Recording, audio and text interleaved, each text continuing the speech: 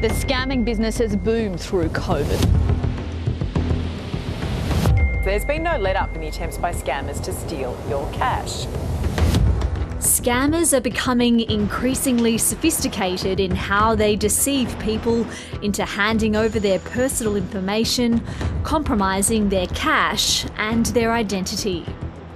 I don't think there's many crimes that you can say penetrates the family home almost on a daily basis. Their whole business is about deception, and they're well trained and versed at it. There have been more than 35,000 reports of attempts to gain personal information in Australia since January. All up, cybercrime cost the economy an estimated $33 billion last year. The messages, emails or pop-ups can look like they're from major telcos or banks. They'll send sometimes millions of messages. We do see cybercrime as an increasing threat in Australia, and cybercrime is one of the crime priorities for the AFP. I do the administration and the bookkeeping and the accounts, and I also assist in the marketing and a support role in sales. Helen Cale runs a small business in Melbourne selling mint oil. She had a nasty experience with scammers just last month while doing her online banking. I just felt really violated, to be honest, because I thought, how can that happen? I really feel like I'm a very, very cautious, careful person when I'm doing banking. Helen Googled Bendigo Bank and clicked on the first link she saw, a Google ad for her bank.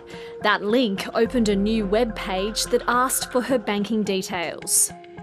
It looked identical to the genuine, authentic Bendigo Bank online page.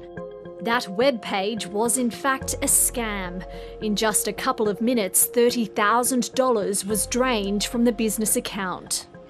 Initially I was very annoyed, and then I became very angry that a genuine Google ad could be linked to a bogus online banking site.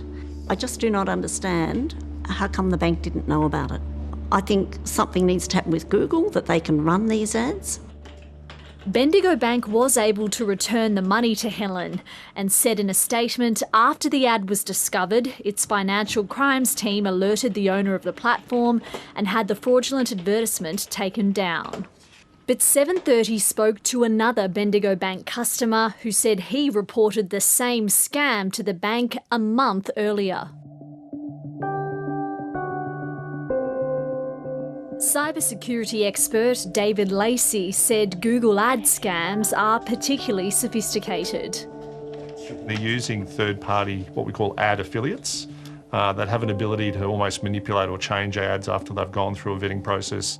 Google didn't explain how the scam ad showed up in its search engine. The tech giant said in the last year alone it blocked or removed nearly 60 million ads globally for violating financial services policies, and said it's constantly developing new tools to protect its users from fraudsters. Now you're playing with power. Come on, fishy, fishy, fishy, fishy. Identity fraud and so-called phishing attempts are a key focus of the AFP.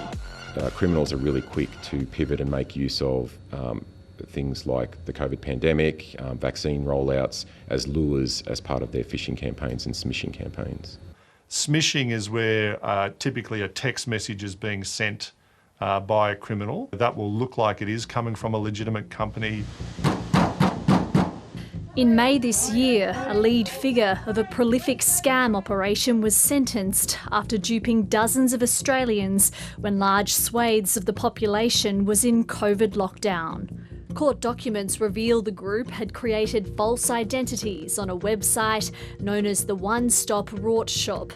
Self-promoting videos of their exploits were seized by police as part of the operation. In this particular case, we would say the offenders were fairly skilled. We estimate they sent over 20 million text messages.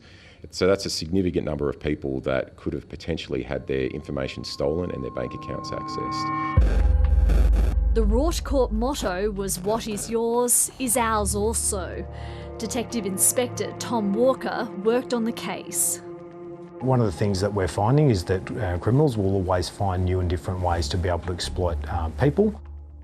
So these SIM boxes were found at a premises in Burwood in Sydney. These pieces of hardware are SMS boxes or SIM boxes, and what they're designed to do is to be able to distribute large amounts of SMSs at any one time. And how many people could be contacted at once by this operation? They could send one every 3 seconds. You're looking in the millions per day. Our investigations are ongoing and we can't rule out further arrests in this matter. It's a game of law enforcement keeping pace with what the criminals are doing. We do see the challenge of scale in this area. It is difficult for law enforcement and agencies to apply traditional tools of deterrence and intervention. I spend around 6 hours a day on my phone. That consists of watching Netflix, TikTok, Instagram, Snapchat, and checking my emails.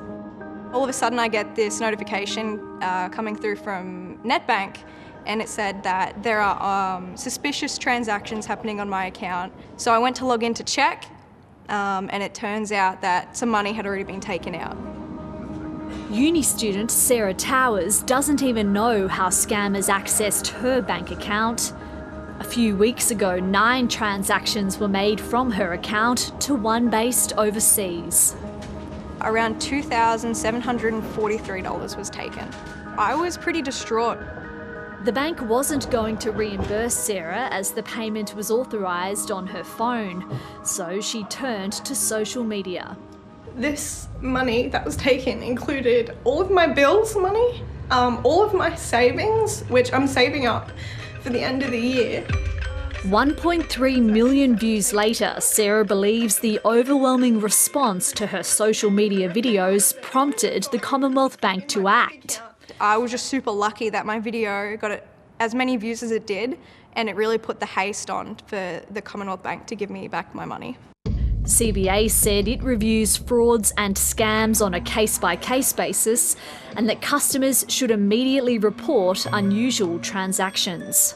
The newly elected Labor government has vowed to crack down on cybercrime, including by introducing new industry codes for banks and telcos.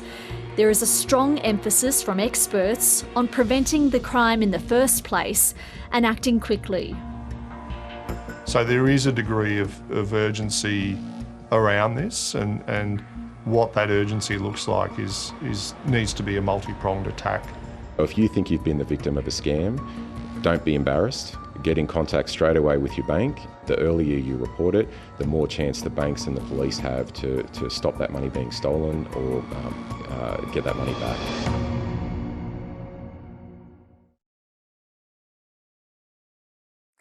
Hi, I'm Lee Sales. Thanks for watching this story. If you'd like to watch more of 730's stories, they are on the left of your screen.